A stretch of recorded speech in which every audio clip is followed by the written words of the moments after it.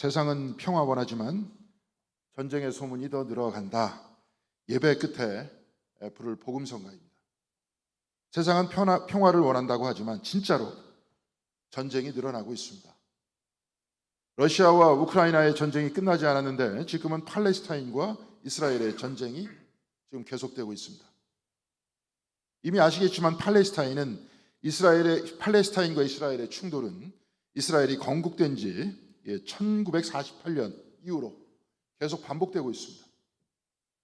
저는 어린 시절부터 2000년 동안 나라 없이 살다가 다시 나라를 세우고 사용하지 않던 히브리어를 다시 살려서 공용어로 사용한 이스라엘이라는 나라가 대단하다는 생각을 했습니다.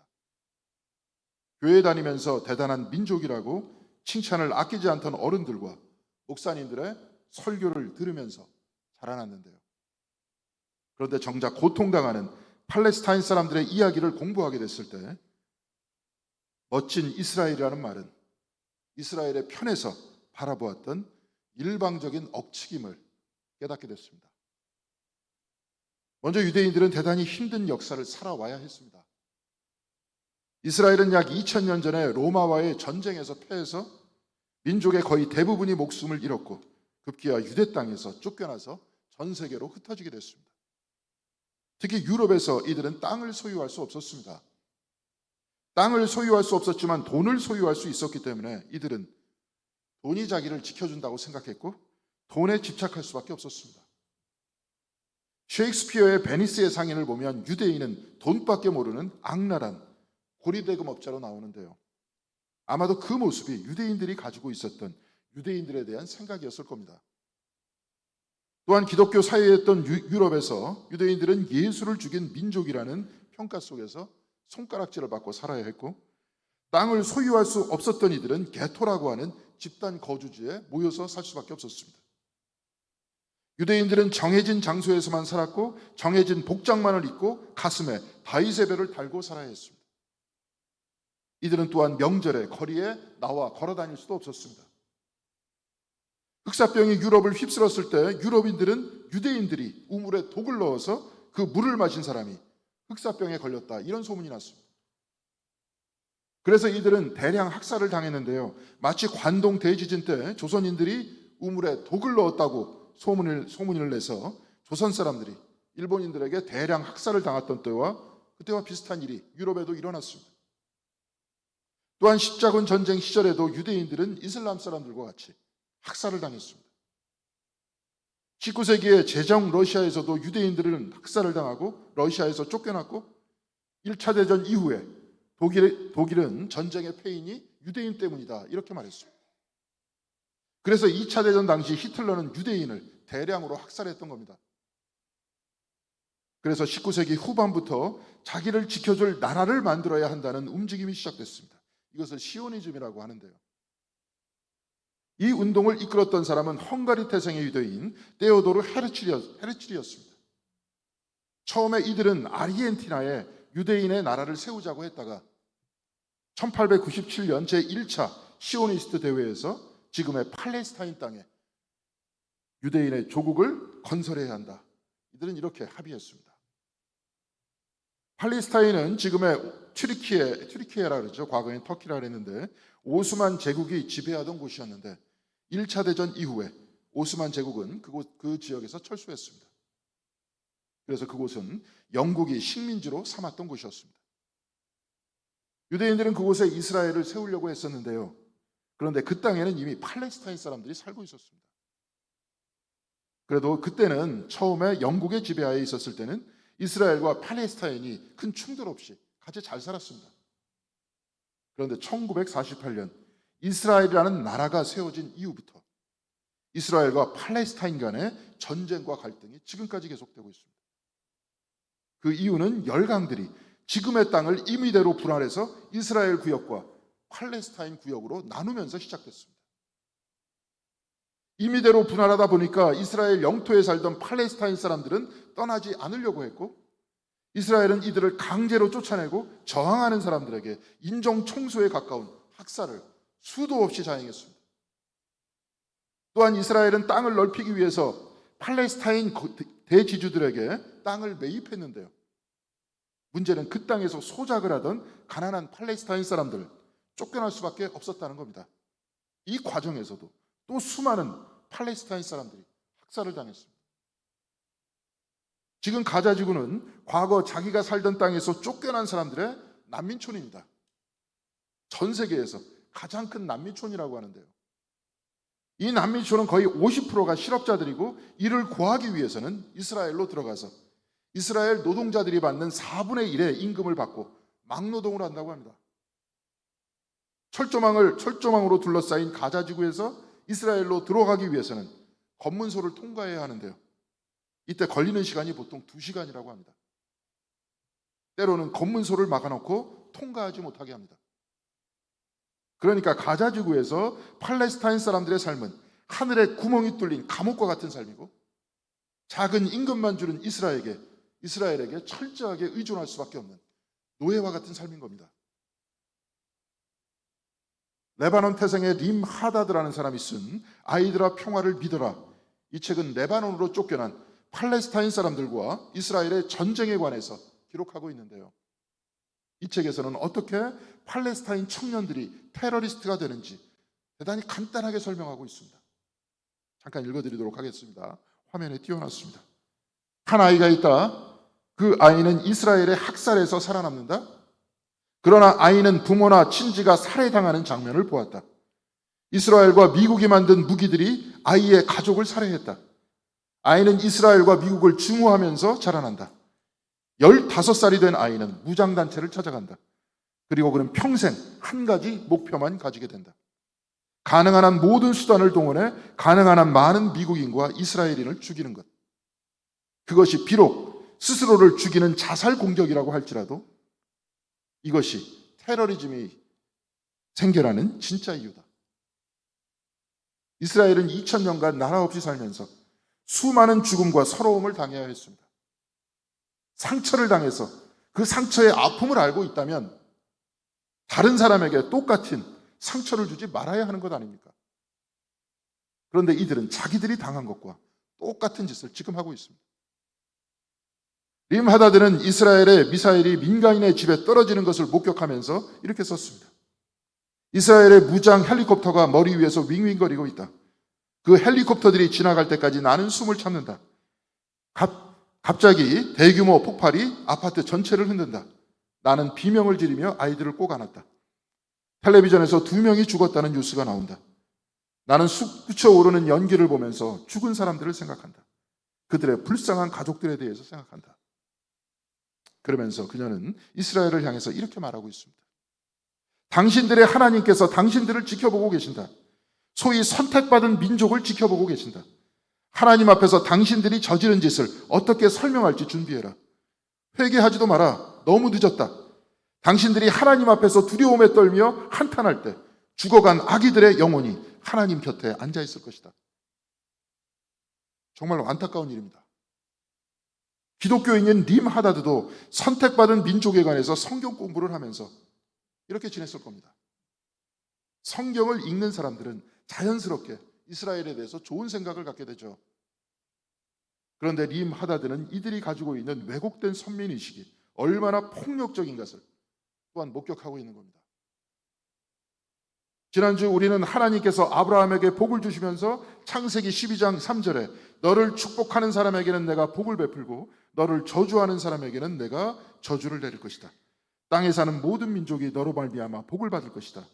이 말씀에 대해서 같이 생각해 봤습니다. 상반절의 말씀, 너를 축복하는 사람에게는 내가 복을 베풀고 너를 저주하는 사람에게는 내가 저주를 내릴 것이다. 이 말씀만 들어보면 하나님께서는 아브라함과 그의 자손들만 편애하는 것 같지만 바로 그 다음에 이렇게 나와 있습니다. 땅에 사는 모든 민족이 너로 말미암아 복을 받을 것이다.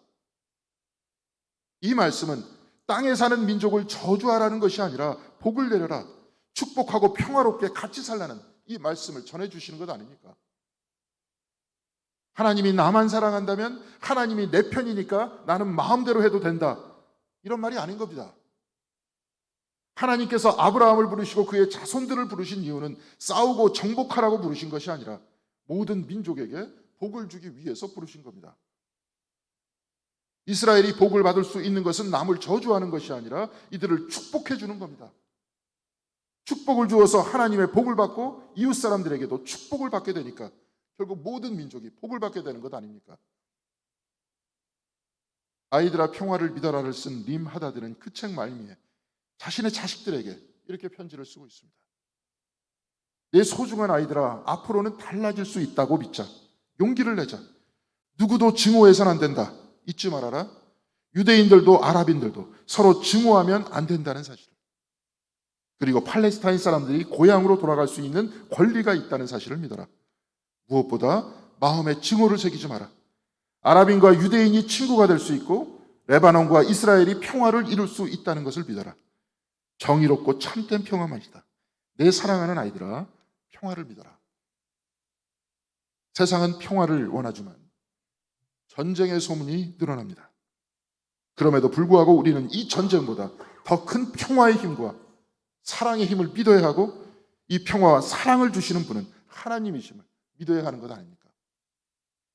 그래서 하나님을 믿는다는 것은 평화를 믿는다는 것이고 정의를 믿는 것이고 화해를 믿는 것입니다. 하나님을 믿는다고 하면서 어떻게 증오를 믿고 전쟁을 믿을 수 있겠습니까? 특별히 오늘 우리가 읽은 복음서의 말씀은 내가 어떤 사람으로 살 것인가를 주님께서 가르쳐주고 계십니다. 오늘 우리가 읽은 마태복음의 본문 제15절에서 바리새파 사람들이 나가서 어떻게 하면 말로 트집을 잡아서 예수를 올무에 걸리게 할까 의논하였다고 말씀은 전하고 있습니다. 그리고 16절에 그들은 자기네 제자들을 헤롯 당원들과 함께 예수께 보내어 이렇게 묻게 하였다라고 했습니다. 그러면서 본문 17절에는 이렇게 묻습니다. 황제에게 세금을 바치는 것이 옳습니까? 옳지 않습니까? 세금을 내는 것은 당연한 의무입니다. 물론 그 세금이 그때 당시의 사람들에게 과도하기도 했지만 로마 식민지의 이스라엘의 땅에 발붙이고 살기 위해서는 어쩔 수 없이 세금을 내야 했습니다. 우리도 이 땅에 살기 위해서는 세금을 내야 합니다. 그런데 문제는 이들의 질문의 의도에 있습니다. 16절에 이들은 이렇게 전제하고 있습니다. 선생님은 사람의 겉모습을 따지지 않으십니다. 이들은 황제에게 세금을 바치면 되는가 안 되는가 하고 질문하면서 왜 이런 말을 했던 것이겠습니까? 20절에 예수께서는 세금으로 내는 돈을 가져오라 하셨습니다. 그리고 물으십니다. 이 초상은 누구의 것이며 적힌 글자는 누구를 가리키느냐? 이때 질문한 사람들은 대답합니다. 황제의 것입니다. 이들의 답변을 들으시고 예수께서 대답하십니다. 그렇다면 황제의 것은 황제에게 돌려주고 하나님의 것은 하나님께 돌려드려라. 마치 선문답을 듣는 것 같습니다. 바리새인들은 세금을 내느냐 마느냐를 물으면서 선생님은 겉모습을 따지지 않는다 이렇게 말합니다. 예수께서는 세금을 내느냐 마느냐를 대답하는 것이 아니라 동전을 달라고 하면서 동전에 나온 사람의 모습을 묻습니다. 그리고 황제의 것은 황제에게, 하나님의 것은 하나님에게 이렇게 대답하십니다. 쉽게 이해할 수 없는 내용입니다. 오늘 본문의 내용에서 오가는 질문과 대답을 보면 세금을 내느냐 마느냐 이것이 아닙니다. 바리새인들은 예수를 올무에 넣으려고 했던 것이고 예수께서는 이 과정을 통해서 오히려 하나님을 따라 살라 이렇게 말씀하고 계신 겁니다. 예수께서는 그 동전에 누가 그려져 있는지를 물을 때 히라버는 아이콘입니다. 이 아이콘이란 형상이란 뜻입니다. 그 동전의 초상이 누구의 것이냐 이 말씀은 사실 그 동전은 누구의 형상이냐 이 뜻입니다. 구약은 히브리어로 되어 있고 신약은 히라버로 되어 있습니다. 그런데 히브리어를 하지 못하는 사람들을 위해서 히라버로 구약을 번역한 것을 70인역이라 하기도 하는데요. 셉두아진트라고 또한 말하기도 합니다. 히라버 구약 성경에서 창세기 27절에 1장 27절에 하나님의 형상대로 사람을 창조하였다. 이 부분의 형상 역시 아이콘입니다. 오늘 본문의 말씀에 나와 있는 황제의 형상인 아이콘과 같은 다랑입니다. 오늘 주님께서는 세금으로 내는 동전을 가져와 보라고 했습니다. 당시 사용했던 동전을 한번 볼 수 있도록 하겠습니다. 저 동전입니다. 이 동전에 사람의 얼굴이 그려져 있는데 그 당시 황제였던 티베리우스입니다. 삥 둘러가면서 글씨가 써 있는데요. 그것은 신이신 아구스토의 아들 티베리우스 이렇게 써 있습니다. 아구스토가 신이라고 하니까, 그리고 티베리우스는 신의 아들이다 이렇게 써 있는 겁니다. 그러니까 저 얼굴은 신의 아들의 얼굴이고 문구는 신을 찬양하는 문구입니다. 저 동전은 나 외에 다른 신을 두지 말라는 십계명 제1계명을 어기는 것이고, 우상을 만드는 우상을 만들지 말라는 십계명 제2계명을 어기는 것입니다. 그러니까 유대인들에게 저 동전은 신성모독이고 불경한 것이었습니다. 그래서 유대인들은 저 동전을 가지고 다니지도 않았고, 세금을 바칠 때만 이 동전으로 교환해서 황제에게 세금을 바쳤다고 전하고 있습니다. 오늘 본문에서 주님께서는 바리새인들에게 세금으로 내는 동전을 가져오라고 하십니다. 바로 저 동전입니다. 주님의 말씀을 들은 바리새인들은 저 동전을 가져왔습니다. 이들은 예수를 올무에 빠뜨리려고 했지만 정작 저들은 신성모독이면서 불경한 동전을 가지고 다녔던 겁니다. 자기들은 불경하면서 예수를 불경하다, 신성모독이다 이렇게 고발하려고 했던 겁니다. 한마디로 자기는 괜찮고 남은 안 된다. 요즘 말로는 내로남불이죠. 그래서 오늘 본문에서 예수께서는 위선자들아 어찌하여 나를 시험하느냐 이렇게 대답했던 겁니다. 주님께서는 그 동전을 들어서 황제의 것은 황제에게, 하나님의 것은 하나님에게 이렇게 말씀하셨습니다. 황제의 것, 하나님의 것이라고 할 때 이 것은 돈이 아니라 형상을 뜻하는 말입니다. 황제의 형상은 황제에게, 하나님의 형상은 하나님에게, 이 말씀입니다. 황제의 형상을 주머니에 넣고 이 세상을 향해서 살 것인가? 아니면 내가 하나님의 형상이라는 자각을 가지고 하나님의 형상으로서 살 것인가? 이 말씀입니다. 하나님을 주님으로 모시고 살 것인가? 아니면 황제를 주님으로 모시고 살 것인가? 내가 하나님의 형상을 가진 사랑과 정의의 사람으로 살 것인가? 아니면 정복자이자 부자인 황제의 형상을 흠모하면서 물질과 권력을 추구하면서 전쟁하고 싸우고 살 것인가? 이 말씀이 아닙니까? 오늘 우리가 읽은 구약성경 출애굽기 33장 18절에 모세는 하나님의 영광, 곧 당신의 형상을 보여달라 이렇게 말합니다. 이때 하나님께서는 출애굽기 33장 19절에 이렇게 대답하십니다. 내가 나의 모든 영광을 내 앞에 지나가게 하고 나의 거룩한 이름을 선포할 것이다.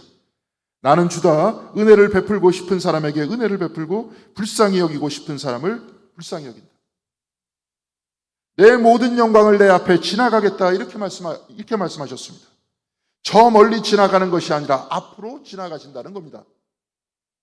우리 가운데 하나님이 계시는데 그냥 지나가시는 것이 아닙니다. 내 가운데 지나가시는 이유, 또한 거하시는 이유는 하나님의 거룩한 이름을 선포하면서 지나가신다는 겁니다. 이 거룩한 이름이란 은혜를 베풀고 싶은 사람에게 은혜를 베풀고 불쌍히 여기고 싶은 사람을 불쌍히 여기는 것이라고 했습니다. 하나님께서 백성들 가운데 지나가시면서 저와 여러분들 가운데 지나가시면서 선포하시는 그 거룩한 이름은 은혜와 긍휼을 베풀어 주면서 우리와 함께 가신다는 것 아닙니까? 그리고 모세 앞으로 지나가시면서 23절에 하나님께서는 이렇게 말씀하십니다. 내가 나의 뒤를 보게 될 것이다. 내가 나의 등을 보게 될 것이다. 내가 너를 이끌 것이다. 이 말입니다. 내가 민족 한복판에서, 그리고 이 공덕교회 한복판에서 은혜와 긍휼을 베풀고 이끌고 나갈 것이다. 이 말씀이 아닙니까?